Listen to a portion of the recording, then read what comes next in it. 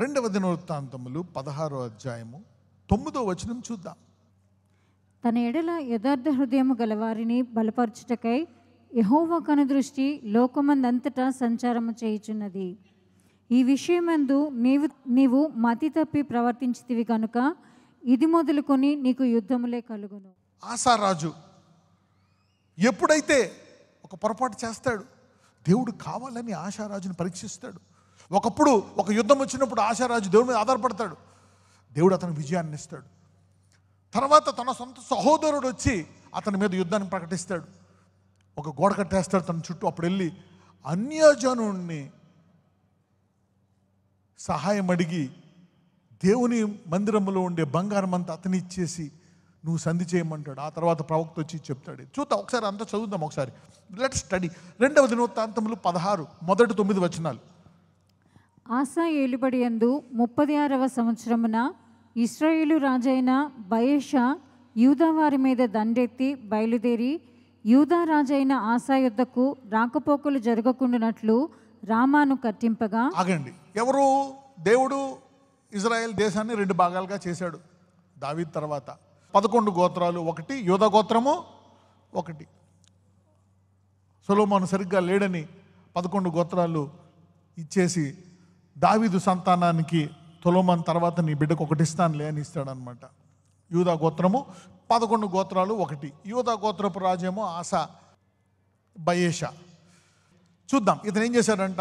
ఈ ఒక గోత్రము ఈ చుట్టూ యూదా చుట్టూ మొత్తం మీద అతను బయటికి రాకుండా వెళ్ళకుండా అతను కబ్జా, అది కూడా నాకు కావాలా అనుకొని. ఎందుకు అంటే ఎప్పుడు కూడా యూదాకి ఇజ్రాయెల్కి ఒక ప్రాబ్లం వచ్చేది. ఇజ్రాయెల్ అంతా కూడా దేవుణ్ణి ఆరాధించాలని ఎక్కడికి వెళ్తుంది? యెరూషలేము. ఒకవేళ ప్రార్థన చేయాలన్నా వీళ్ళందరూ కూడా దేనితో తిరిగి ప్రార్థిస్తారు? కాబట్టి ఇజ్రాయెల్ రాజుకి ఎప్పుడూ భయం, వీళ్ళంతా అక్కడికి వెళ్ళిపోతే ఆ రోజు మనల్ని ఆక్రమించేస్తాడేమో, దానికే. అందుకని చెప్పి ఇజ్రాయెల్ రాజే ఎప్పుడు ఆశారాజు మీద యుద్ధం చేస్తూ ఉంటాడు. ఇజ్రాయెల్ రాజులు ఎప్పుడు యెరూషలేం రాజు మీద యుద్ధాలు చేస్తూ ఉంటారు. ఒక టైంలో మనము కొన్ని రాజులను చూస్తాం మనం న్యాయాధిపతుల్లో, వాళ్ళు ఇక్కడే ఒక బలిపీఠం కట్టించేస్తారు, ఇక్కడే మీరు బలి ఇవ్వండి, అక్కడికి వెళ్ళాల్సిన పని లేదని. వీళ్ళకి తెలియదు, ఒకవేళ వీళ్ళ ప్రజల యూదా ప్రాంతానికి వెళ్ళి ఆ యెరూషలేములో ఆరాధిస్తే ఇజ్రాయెల్ రాజు నిరంతరము అతని తరాలు రాజుగా ఉండొచ్చు. ఎంతమందికి అర్థమైంది ఇది? మొదట దేవుని రాజ్యం ఎందుకు, తర్వాత నీకు కావాల్సింది ఇన్సెక్యూరిటీస్ అండ్ ఫియర్. చూద్దాం ఏం జరిగిందో. దండెత్తి ఆసా యుద్ధకు రాకపోకలు జరగకుండానట్లు రామాను కట్టింపగా ఆసా యెహోవా మందిరమందును రాజనగరునందును ఉన్న బొక్కసములలోని వెండి బంగారములను తీసి దమస్కులో నివాసం చేయు సిరియా రాజగు బెన్హదదు నొద్దకు దూతల చేత పంపించి. తన ఇంట్లో ఉండే బంగారము, రాజు రిచ్, తర్వాత తన మందిరములో ఉండేటువంటి ఆ బంగారము వెండి తీసి అన్యజనుడైన సిరియా రాజుకు ఇస్తాడంట, దూతలను పంపిస్తాడంట. ఒక 100 ఎద్దుల బళ్ళు అయి ఉండొచ్చు, మేబీ 500 ఎద్దుల బళ్ళు, ఎంతో అతను ఎన్నడూ చూడనంత బంగారం అది అయి ఉండొచ్చు. దేవుని మందిరం అంటే సొలొమోను మామూలుగా పోగేయాలి, దావీదు చెప్తాడు వేల మణుగుల బంగారం అంటాడు. చూద్దాం. నా తండ్రికిని నీ తండ్రికిని కలిగి ఉన్నట్లు నాకును నీకును సంధి కలిగి ఉన్నది, వెండిని బంగారమును నీకు పంపి ఉన్నాను. ఇశ్రాయేలు రాజైన బయెషా నన్ను విడిచి ఆవలికి పోవునట్లుగా నీవు అతనితో చేసి ఉన్న సంధిని భంగము చేయమని వర్తమానము చేశాను. చెప్తాడు, నువ్వు రా, వచ్చి ఇజ్రాయెల్ రాజుని అడ్డుకో అని. యూదా రాజు వెళ్ళి ఈ 11 గోత్రాల రాజుని నువ్వు అడ్డుకోవాలని చెప్పి ఈ ఒక గోత్రము రాజు అయిన యూదా పక్క దేశంలో ఉన్న సిరియా రాజుకి వర్తమానం పంపించి కానుకలు పంపిస్తాడు. రైట్.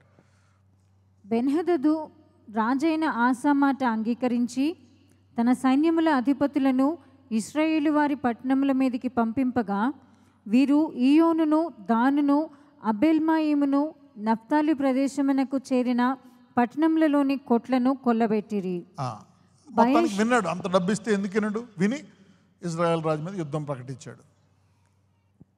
బయెషా అది విని రామాను ప్రాకారములతో కట్టించుట మానివేసి తాను చేయుచున్న పని చాలించెను. చూడండి, ఇలా చేస్తే వర్కౌట్ అయిందా అవలేదా?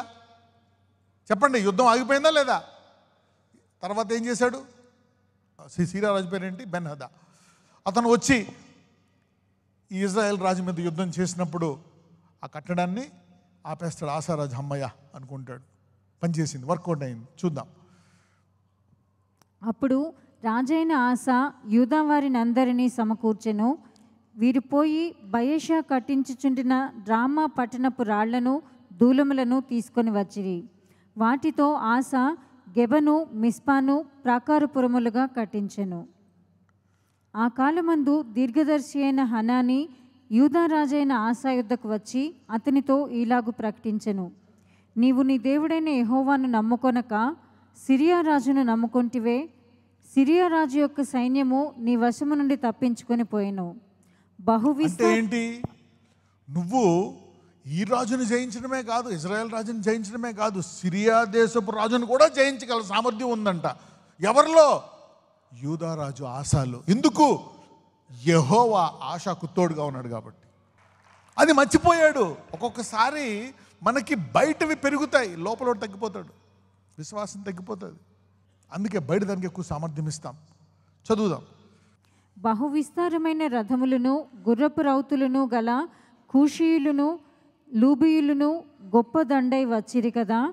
అయినను నీవు యెహోవాను నమ్ముకొనినందున ఆయన వారిని నీ చేతికి అప్పగించాడు. అంతకుముందు యుద్ధం జ్ఞాపకం చేస్తున్నాడు. ఇజ్రాయెల్ కంటే, ఆ సిరియా కంటే అంతకుముందు గొప్ప సైన్యాన్ని వస్తే నువ్వు నా దగ్గర మొరపెడితే నేను నీకు విజయాన్ని ఇవ్వలేదా?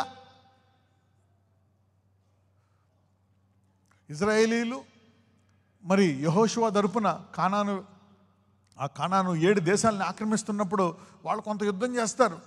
తర్వాత చూస్తే వెనకాల సైన్యం చూస్తే అందరూ చనిపోయి ఉంటారు. అదేంటిది, మనం కూడా అలా చనిపోయారు అనుకుంటే యెహోవా పైనుంచి రాళ్ళు కురిపించి విజయం ఇచ్చాడంట.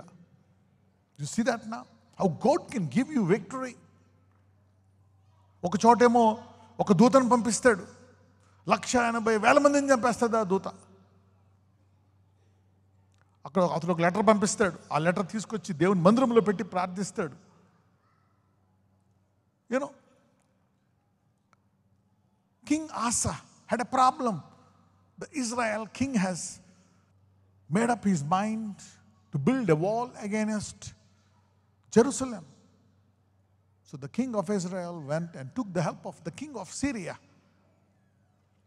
And it worked out. Ben-Hadad did a good job. He stopped the king of Israel in building that wall. But now the Lord says, why did you not depend on me? Why did you depend on the heathen king? You have the power to stop the wall and also to destroy. Sir, I have given you already victory before.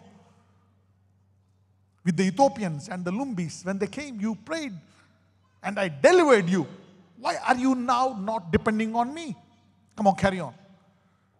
తన ఎడల యథార్థ హృదయము గలవారిని బలపరచుటకై యెహోవా కనుదృష్టి లోకమందంతటా సంచారము చేయుచున్నది. ఈ విషయమందు నీవు మతి తప్పి ప్రవర్తించితివి కనుక ఇది మొదలుకొని నీకు యుద్ధములే కలుగును. ఒక రకంగా లాజికల్గా చూస్తే కరెక్ట్. అతను చక్కగా ఒక మంచిగా చేశాడు, వర్కౌట్ అయింది ఆ ప్లాన్. ఒక ప్లాన్. అతను కౌన్సిలర్ని అందరినీ పిలిచినట్టున్నాడు. అందరినీ పిలిచి ఏం చేద్దామంటే వాళ్ళు చెప్పినట్టున్నారు, ఇలా చేసేద్దామని చెప్పినట్టున్నారు. వాళ్ళందరూ చెప్పారు, పాటించాడు, వర్కౌట్ అయిపోయింది. అయితే దేవుడు దాన్ని భలే వచ్చింది విక్టరీ అంటున్నాడా, లేక మతి తప్పిన పని అంటున్నాడా? నా మీద ఎందుకు ఆధారపడలేదు? అందుకే ఒక అద్భుతం చేసిన దేవుడు నీకు అద్భుత రీతిగా 10 రూపాయలు ఇచ్చిన దేవుడు 100 రూపాయలు ఇస్తాడు. అద్భుత రీతిగా 100 రూపాయలు ఇచ్చిన దేవుడు 100 కోట్లు కూడా ఇస్తాడు. So you don't need to worry. ఆ చిన్న గాయాన్ని, ఆ కురుపును తీసేసిన దేవుడు ఆ పెద్ద పెద్ద రోగాలను కూడా తీసేయగలడు. జీవితకాల రోగాలను తీసేయగలడు. తక్కువ కాలం ఉండే రోగాలను తీసేసిన దేవుడు జీవితకాల రోగాలను తీసేయగలడు. ఈ విషయమందు నీవు మతితో ప్రవర్తించవు కనుక ఇక మొదలుకొని నీకు యుద్ధాలే. The inside that is a problem. చూద్దాం. Let's study about Solomon.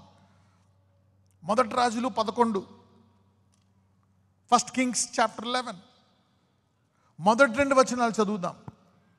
మోయాబీయులు, ఎదోమీయులు, అమ్మోనీయులు, సీదోనీయులు, హిత్తీయులు అను జనులు మీ హృదయములను తమ దేవతల తట్టు త్రిప్పుదురు గనుక వారితో సహవాసం చేయకూడదనియు వారిని మీతో సహవాసం చేయనీయకూడదనియు యెహోవా ఇశ్రాయేలీయులకు సెలవిచ్చి ఉన్నాడు. అయితే రాజైన సొలొమోను ఫరో కుమార్తెను గాక ఆ జనులలో ఇంకా అనేక మంది పరస్త్రీలను మోహించి కామాతురత గలవాడై వారిని ఉంచుకొనుచూ వచ్చాను. అసలు వద్దయ్యా అంటే దాన్ని చూడండి, మోషేని ఆ రాయితో నువ్వు మాట్లాడు అంటే మాట్లాడకుండా ఇంతకుముందు ఏం చేసేవాడు? ఎర్ర సముద్రాన్ని కొట్టాడు, ఆ బండను కొట్టాడు, కొడుతుంటే వర్కౌట్ అయిపోతుంది. కానీ ఇప్పుడు దేవుడు ఏమన్నాడు? కొట్టక మాట్లాడాడు. మాట్లాడితే మనోడు ఏం చేశాడు? రివర్స్గా. అక్కడ ఏమని ఉంటుంది తెలుసా బైబిల్లో? ఆ కర్రతో ఒకసారి కొట్టలేదంట, 2 సార్లు. వర్కౌట్ అయిందా? ఒకసారి దేవుడు నీ ఇజ్జత్ కోసం, ఆయన పేరు కోసం కాపాడతాడు. ఇతడు వద్దయ్యా అంటే ఇంకా ఎక్కువ ఓవర్ చేసేస్తున్నాడు. అన్ని దేశాలు ఇతనే మోహించి నాకు ఎంత డబ్బు ఉంది, అంత డబ్బు ఉంది, ఇంకా ఎక్కువ బాగా తయారయ్యి. Let us study what has happen. అతనికి 700 మంది రాజకుమార్తెలైన భార్యలను. అందుకనే నీకు సమస్య వచ్చినప్పుడు సమస్య కొరకు ఉపవాసం ఉండకూడదు. ఏదైనా ప్రాబ్లం వచ్చినప్పుడు ప్రాబ్లం గురించి ఉపవాసం ఉంటారు అందరూ. ప్రాబ్లం గురించి ఉండకూడదు. ఆ వ్యక్తి యొక్క మైండ్ సెట్ గురించి ప్రేయర్ చేయాలి, ఫాస్టింగ్. ఇప్పుడు ఆశాకి యుద్ధాలు వచ్చాయంటే ఆశాకి ఎక్కడ తేడా వచ్చింది? మతి. అందుకే అడగాల, నా మైండ్ కోసం ఫాస్టింగ్ ఉన్నా, మైండ్ సెట్ అవ్వాలని ఫాస్టింగ్ ఉన్నాను. అందుకే నువ్వు నీ శరీరాన్ని ఏం చేయాలా? నలగొట్టుకోవడం అంటే నీ మైండ్ నలగొట్టుకోవాలా. దాన్ని ఇమాజినేషన్స్ కొరింథీల్లో ఉంటుంది. Subject to Christ, bringing your thoughts and imaginations to captivity of the word of God of Christ. 2 కొరింథీలు 10:5. మేము వితర్కములను దేవుని గూర్చిన జ్ఞానమును అడ్డగించు ప్రతి ఆటంకమును పడద్రోసి, casting down imaginations and every high thing that exalteth against the knowledge of God. ప్రతి ఆలోచనను క్రీస్తుకు లోబడినట్లు చెరపట్టి. ప్రతి ఆలోచనను ఎక్కడ ఉంటుంది? ఆలోచన దేనికి లోబడాలంట? క్రీస్తుకు లోబడినట్లు. చెరపట్టి, అవతలోని చెరపట్టడం కాదు, అవతలోని బంధించడం కాదు. ఎవరిని బంధించాలా? నువ్వు బంధించుకోవడం కాదు. దేని బంధించుకోవాలా? మైండ్ని బంధించుకోవాలా. చెరపట్టి మీరు సంపూర్ణ విధేయతను కనపరిచినప్పుడు సమస్తమైన అవిధేయతకు ప్రతిదండన చేయ సిద్ధపడి ఉన్నాము. And having in readiness to revenge all disobedience. Revenge ఎవరి మీద తీసుకోవాలా? మన మానసిక మతి తప్పిన స్థితి మీద తీసుకోవాలంటే రివెంజ్. బయట వాళ్ళ మీద లేకపోతే బయట వాళ్ళ మీద తీసుకుంటావు. Revenge revenge revenge. When your obedience is fulfilled by taking revenge on your negative ideas against the word of God. Is somebody getting me? మన అవతరాల మీద రివెంజ్ కాదు, మన మనస్సులో ఉండే దేవుని వాక్యానికి ఉండే వ్యతిరేకత మీద రివెంజ్ తీసుకున్నప్పుడు అది సెట్ అయిపోతుందంట. దేవుడు ఆ శత్రువుని కట్టి అక్కడ పెడతాడు గుమ్మం. ఈ తలంపు ఇటు కావాలనే తలంపు కూడా రానివాడంట. He will not give a thought to fight against you. So God is telling, let me read in English for you. 2 Corinthians 10:5, please. So the first words, casting down imagination. ఎక్కడ వస్తుంది ఇమాజినేషన్? ఇక్కడ. Every high thing, అంటే ఈ తలం దీనికి సంబంధించిందే. That exalteth itself against the knowledge of God. దేవుని జ్ఞానానికి వ్యతిరేకంగా నేను ఇది మాట్లాడొచ్చా, ఇది రిలీజ్ చేయొచ్చా, ఈ తలంపు రావచ్చా అని ఇక్కడే కంట్రోల్ చేయాలంట. And bringing into captivity, దాన్ని చెరలో వేసేయాలంట. Every thought to the obedience of Christ. ఇది వాక్యానికి విరుద్ధం. ఇది వర్కౌట్ అవుతుంది, పనిచేస్తుంది. మోషే 2 సార్లు కొట్టావు, వర్కౌట్ అయ్యింది, ఇజ్జత్ కాపాడావు. కానీ కానాను వెళ్ళావా? 40 సంవత్సరాలు నడిచావు. అసలు అక్కడ తీసుకెళ్లాలనే 40 సంవత్సరాల యొక్క ప్రయాసం వ్యర్థమైపోయింది. కోపం వచ్చేసింది వాళ్ళ మీద. ఆ కోపానికి బానిస అయిపోయాడు. ఎక్కడ తేడా వచ్చింది మోషేకి? కోపం ఎక్కడ వస్తుంది? చేతిలో కత్తిలో వస్తుందా? చెప్పండి. జుట్లో వస్తుందా? ఎక్కడ? మైండ్. దేవుడు కంట్రోల్లో ఉన్నాడు, ఆయన చూసుకుంటాడు. ప్రతి ఆలోచనను క్రీస్తుకు లోబడినట్లు చెరపటి. ప్రతి ఆలోచన, every thought is in line with the word or not. That is where which controls the out side వర్షాన్ని, అన్ని శత్రువుల్ని, రాజుల్ని, అందరినీ కంట్రోల్ చేసేది ఎవరు? మనము. అలా కూడా జరగొచ్చేమో, కానీ మనము వారి హృదయాన్ని, సౌలు హృదయాన్ని ఎలా చేశాడు? పౌల్లాగా మార్చాలి. కొత్త నిబంధనలో దేవుడు ఏం చేయవాడు? హృదయాన్ని మార్చువాడు. You need to ask them to change the heart. So the mind is the main key. Come on, వచ్చేయండి. మొదటి రాజులు 11. అతనికి 700 మంది రాజకుమార్తెలైన భార్యలను 300 మంది ఉపపత్నులను కలిగి ఉండిరి. అతని భార్యలు అతని హృదయమును త్రిప్పివేసిరి. ఎక్కడ తిప్పేశారు? ఎక్కడ తిరిగిపోయింది?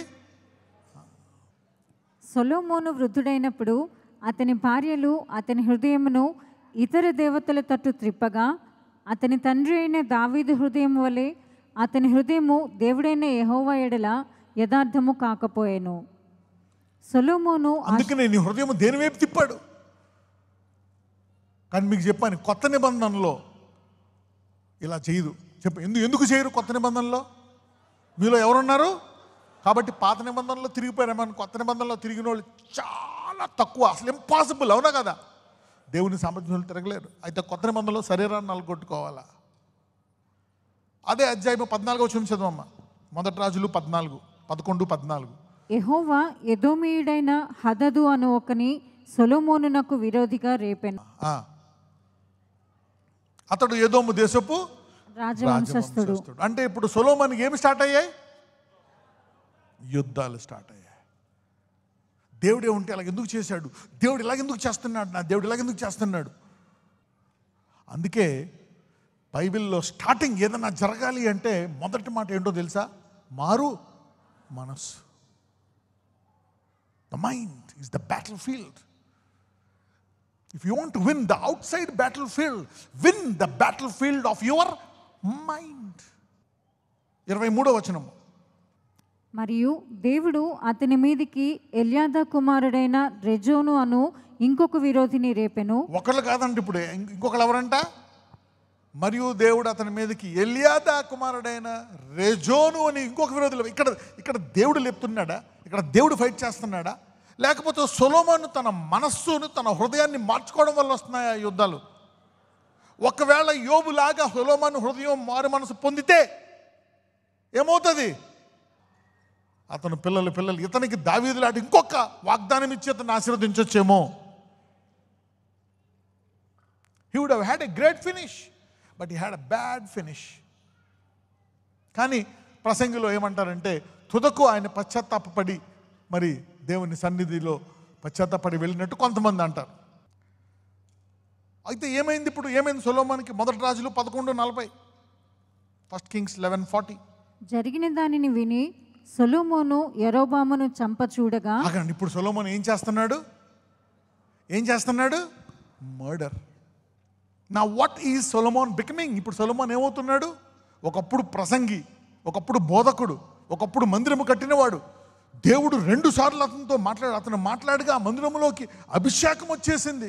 మీకు తెలుసా, సొలొమోను ప్రార్థన యూదులకి చాలా మటుకు పనిచేసింది. ఇప్పుడంటే మన లోపల ఉంటాడు దేవుడు. కానీ ఆ రోజుల్లో ఈవెన్ దానియేలు కూడా తన తలుపులను ఎటు తిప్పేవాడు? యెరూషలేము తట్టు తిప్పి ముమ్మారు ప్రార్థించేవాడు. ఎందుకంటే సొలొమోను ఒక కండిషన్లో పెడతాడు, అయ్యా ఎవరైనా ఈ మందిరము తట్టు, ప్రపంచంలో ఎక్కడి నుంచైనా ఈ మందిరము తట్టు తిరిగితే నువ్వు దాని ప్రార్థన ఆలకించు అని. ఈ మందిరంకి వస్తే వాడిని క్షమించు, యుద్ధాలు వచ్చినా ఏమొచ్చినా ఈ మందిరములకు వస్తే అని చెప్పి సొలొమోను చేసిన ప్రార్థన ఇప్పటికీ పనిచేస్తుంది. అబ్రహాము దేవుడు, ఇస్సాకు దేవుడు, యాకోబు ఇప్పటికీ దేవుడా కదా? He still there god. సొలొమోను యొక్క అంతము కూడా ఘనముగా ఉండొచ్చు. ఆసారాజు అంతము కూడా ఘనముగా, మొదటి నెగ్గాడు మళ్ళీ ఓడిపోయాడు.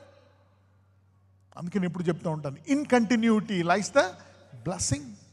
నీ కంటిన్యూటీలో ఉండదు. ఒకసారి జరిగే సాక్ష్యం రెండోసారి జరిగే సాక్ష్యం కాదు. అందుకే దేవుడు అంటాడు, నా కడవరి మందిరము మునుపటి మందిరము కంటే. మీ అందరి జీవితంలో అయిపోయింది, నేను 40 ఏళ్ళు 50 ఏళ్ళు క్రిస్టియమా, మీ కడవరి జీవితము అద్భుతకరంగా, విశ్రాంతికరంగా, ఆశ్చర్యకరంగా, యోబులాగా 2 రెట్లు 3 రెట్లు 7 రెట్లు ఆశీర్వదించబడినాక. ఎక్కడ మారాలి అది? The mind set.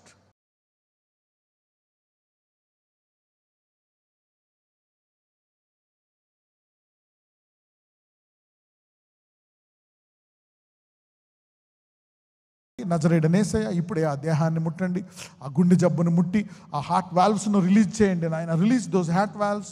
Brain problems, cancer, AIDS, HIV, blood pressure, blood sugar, thyroid, back pain, muscle cramps, liver cirrhosis, అయ్యా చెప్పుకునే వ్యాధులు, చెప్పుకోలేని వ్యాధులు, పైల్స్ వ్యాధి, fissures, Lord every sickness, thyroid, Lord చర్మ వ్యాధులు, కనుచూపు, అయ్యా పళ్ళు, నాలిక, చెవులు, Lord from head to toe heal them now. ప్రతి అణువున అయ్యా ఇప్పుడు పశ్చాత్తాపడి యోబుకు ఆరోగ్యం ఇచ్చి 4 తరాలు తన వినయముతో జీవించాడు కాబట్టి అలాగ దీర్ఘాయువుతో వారు పని కొనసాగించినట్లు అందరి ఎముకలను ముట్టి దీర్ఘాయువుతో వారికి స్వస్థత దయచేయమని ప్రార్థిస్తున్నాం. Lord Jesus heal them, deliver them, prosper them.